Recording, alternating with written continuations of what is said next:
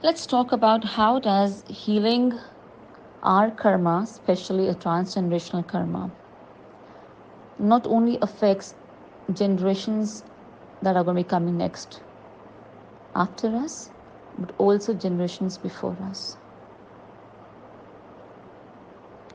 It is important for us to understand that when we are healing ourselves, when we are healing family constellation related karma, when we are healing a parental karma, it of course changes us. It alters our energy state. It makes us move into a higher vibratory signature.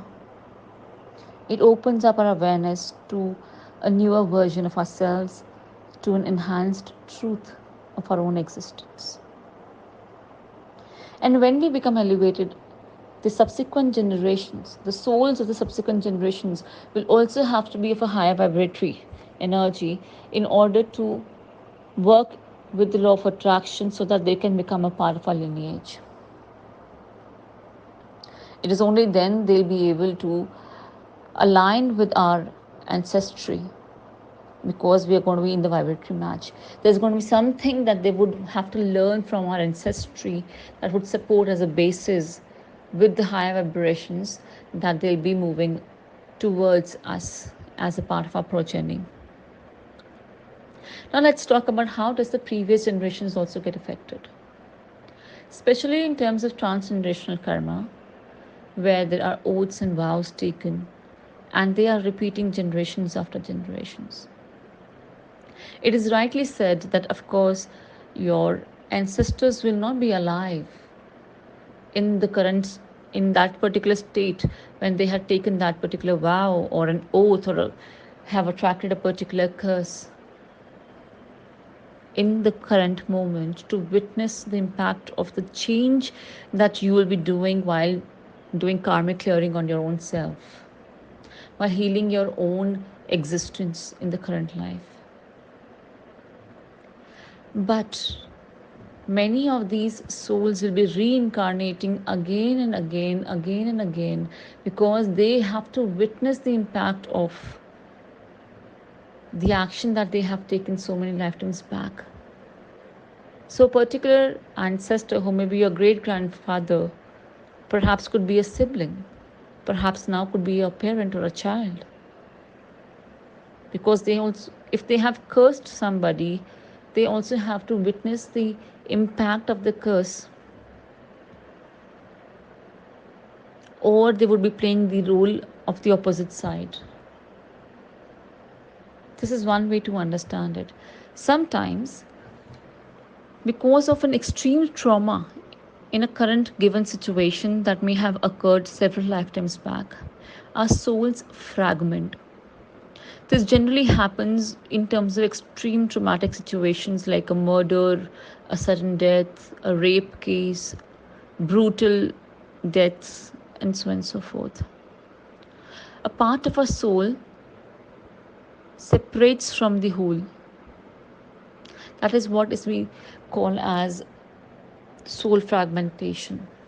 In the guided exercise, guided meditations that I have given to you, also available on the YouTube channel, for soul retrieval, it explains beautifully how we are calling all the fragmented souls so that they become whole in the current moment. So, what happens when a soul gets fragmented? A part of the consciousness of the soul remains stuck in that energy. It may not be the complete soul, but our energies remain stuck in that situation.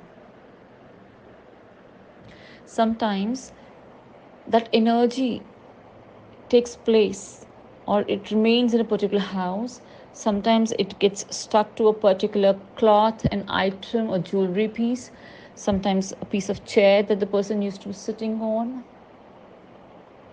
That you always feel that, there is this element that reminds me of that great grandfather. Every time you would hold that particular thing, you would be reminded of that particular person. The person would have moved on, but the energies remain in that particular situation. This is why it is often said in Hindu and other religions also, that whatever the things that you have from a person who was passed on, you should always donate it or discard it. You should not keep it in your house, because the energies of that particular person may also remain stuck with that particular element. So even if that particular soul energy, the fragment of the soul is remaining stuck, when you are clearing that particular vow, that when you're clearing that particular karma, a curse or a wayward spirit being released, all of that is also impacting that soul fragment that perhaps would have been staying in that particular house for several years, lifetime after lifetime, your lifetime after lifetime, maybe hundreds of years there. The third element here is also from the perspective of the growth of that particular soul. Even if the soul would have moved on,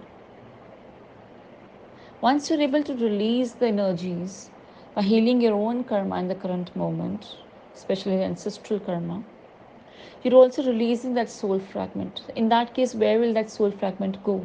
It will either go back into the light, into the creator consciousness, merge with it, or if it has some more learning to be done, some more karmic patterns to be cleared out, it will attach itself to the main soul, making that soul whole and complete.